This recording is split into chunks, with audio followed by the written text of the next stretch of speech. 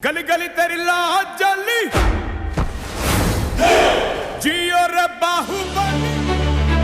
हम वही लोग हैं जो सुदर्शन चक्रधारी कृष्ण को भी आदर्श मान करके चलते हैं। मुख्यमंत्रियों का अपना एक विशेष अनुभव होता है। पब्लिक लाइफ में काम करने वाले लोगों की एक विशेष दृष्टि होती है। मेरी दिवाली तो आपके बीच आकर ही पूरी होती है। अगर आप भी लेना चाहते हैं देश दुनिया की तमाम जानकारी तो आज ही सब्सक्राइब करें हमारे चैनल को। साथ ही नीचे दिए बेल आइकन को जरूर दबाएं ताकि हर अपडेट आप तक पहुंच सके। नमस्कार, प्रभात साक्षी न्यूज़ नेटवर्क और आप सभी का स्वागत है। साल 2020 भले बहुत ज्यादा समस्याएं लेकर आया, लेकिन जिस तरह प्रधानमंत्री नरेंद्र मोदी ने आगे बढ़कर सभी चुनौतियों का सामना करने में देश का नेतृत्व किया और देश को एकजुट किया, वह अपने आप में मिसाल है। कोरोना वायरस जैसी वैश्विक महामारी से निपटने में जहां दुनिया के बड़े नेताओं के हाथ पांव फूले जा रहे थे, वहीं प्रधानमंत्री नरेंद्र मोदी ने समय पर और सही निर्णय लेकर देश को बड़ा नुकसान होने से बचा लिया। प्रधानमंत्री नरेंद्र मोदी के आह्वान पर जनता कैसे एकजुट हो जाती है, यह दुनिया ने तब देखा जब उन्होंने जनता कर्फ्यू का आह्वान किया। प्रधानमंत्री नरेंद्र मोदी की अपीलों का असर कैसा होता है, यह दुनिया ने तब देखा जब प्रधानमंत्री ने कोरोना वॉरियर्स के प्रति सम्मान प्रकट करने और महामारी के खिलाफ लड़ाई के दौरान नया उजाला करने के लिए पहले ताली और थाली बजाने की अपील की, फिर दिया और मोमबत्ती जलाने की अपील की। बड़े से बड़े व्यक्ति ने भी देश के साथ खड़े होकर दिया जलाया और गांव में रहने वाले गरीब ने भी जैसे तैसे कर दिया जलाया और प्रधानमंत्री की ओर से उठाए जा रहे कदमों का समर्थन किया। प्रधानमंत्री ने पीएम केयर्स फंड बनाकर लोगों से सहयोग देने की अपील क्या की। देखते ही देखते लोग आगे आने लगे और इस फंड ने चाहे प्रवासी मजदूरों को राहत दिए जाने की बात हो, वेंटिलेटर खरीदे जाने की बात हो, तमाम मोर्चों पर देश की मदद की।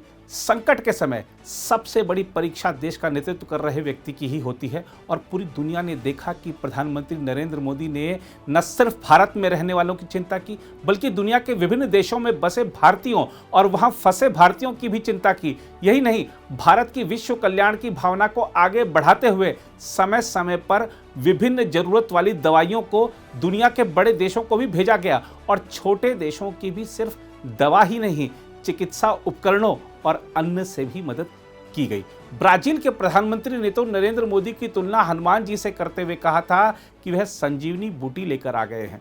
लॉकडाउन के दौरान बड़ी संख्या में लोग बेरोजगार हुए तो मनरेगा का दायरा बढ़ाते हुए उसके लिए बजट में विशाल वृद्धि की गई ताकि गरीबों मजदूरों की आमदनी होती रहे।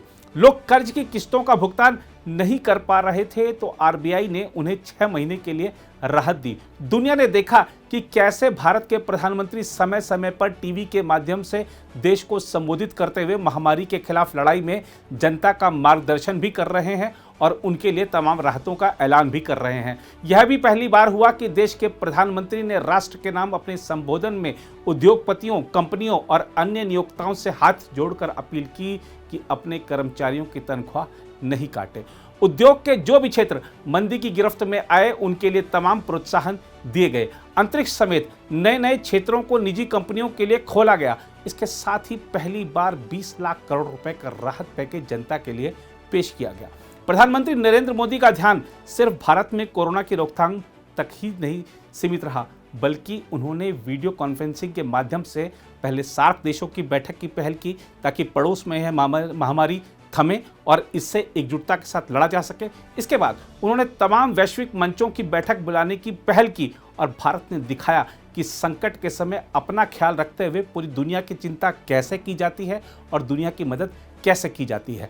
शायद ही किसी प्रधानमंत्री ने अपने कार्यकाल में मुख्यमंत्रियों के साथ इतना संवाद किया होगा जितना प्रधानमंत्री नरेंद्र मोदी ने सिर्फ 1 वर्ष में किया। समय समय पर मुख्यमंत्रियों के साथ कोरोना की स्थिति पर चर्चा करने के अलावा उनकी समस्याओं को सुलझाने के लिए केंद्र सरकार के हर मंत्रालय को उन्होंने विशेष रूप से सक्रिय किया। यही नहीं, प्रधानमंत्री नरेंद्र मोदी ने कोरोना के प्रति जागरूकता बढ़ाने के लिए विभिन्न क्षेत्रों की हस्तियों, मीडिया जगत के लोगों, उद्योगपतियों, सामाजिक कार्यकर्ताओं, बॉलीवुड हस्तियों, खेल प्रतिभाओं के साथ वीडियो कॉन्फ्रेंसिंग के माध्यम से चर्चा की। सबका साथ, सबका विकास और सबका विश्वास के अपने मंत्र पर आगे बढ़ते हुए प्रधानमंत्री ने महामारी से निपटने के दौरान सभी दलों के नेताओं को भी विश्वास में लिया और सर्वदलीय बैठकों के माध्यम से उनके विचार कोरोना से लड़ाई के मुद्दे पर भी जाने और वैक्सीन के मुद्दे पर भी जाने। कोरोना जिस तरह अपनी चाल बदलता रहा, उसको लेकर प्रधानमंत्री चिकित्सा विज्ञानियों के भी सतत संपर्क में बने रहे ताकि सरकार की रणनीति हमेशा कारगर साबित हो। चिकित्सा जगत से जुड़े लोगों की सुरक्षा के लिए प्रधानमंत्री ने नए कानून तो बनवाए ही, उनकी हर जरूरत का भी ख्याल रखा गया। यही नहीं, कोरोना वैक्सीन की प्रगति को लेकर स्वयं प्रधानमंत्री विभिन्न कंपनियों के संपर्क में बने रहे और सरकार की ओर से वैक्सीन निर्माण के लिए रिसर्च के दौरान भारी योगदान भी किया गया ताकि घरेलू स्तर पर यह वैक्सीन बन सके। प्रधानमंत्री नरेंद्र मोदी इस बात के लिए चिंतित रहे कि लॉकडाउन के दौरान चीज़ों का अभाव नहीं हो, चिकित्सा उपकरणों की कमी नहीं हो, लॉकडाउन के दौरान अपने राज्य चले गए प्रवासी मजदूरों के पास खाने की कमी नहीं हो। गरीबों के खाने की चिंता के साथ ही अन्नदाता की आय बढ़ाने के लिए मोदी सरकार ने नए कृषि सुधार कानून भी लागू करवाए।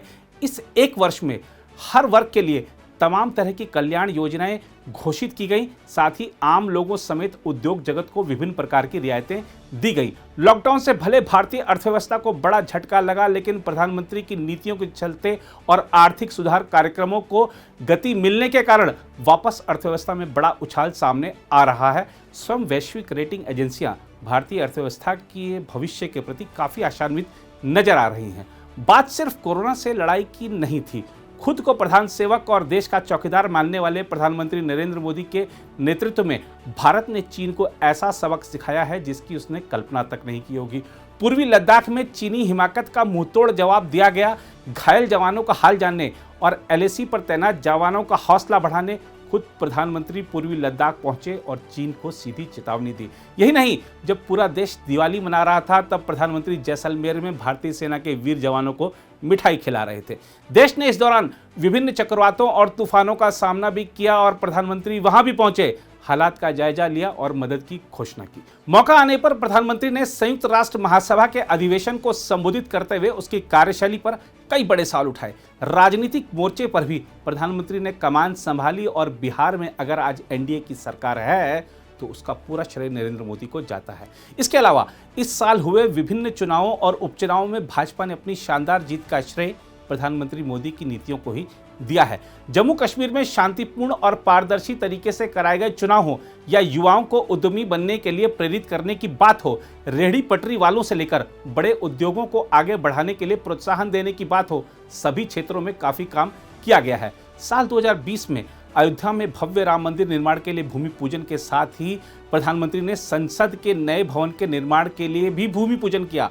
संसद के नए भवन के निर्माण कार्य की राह में भले बाधाएं पैदा करने के प्रयास किए जा रहे हों, लेकिन प्रधानमंत्री नरेंद्र मोदी का विजन स्पष्ट है और वह बार बार कह चुके हैं कि राजनीति इंतजार कर सकती है लेकिन विकास इंतजार नहीं कर सकता। प्रधानमंत्री ने देश को आत्मनिर्भर बनाने का जो महासंकल्प भारतीयों को दिलाया है, उसमें हर व्यक्ति अपने अपने स्तर से योगदान दे रहा है।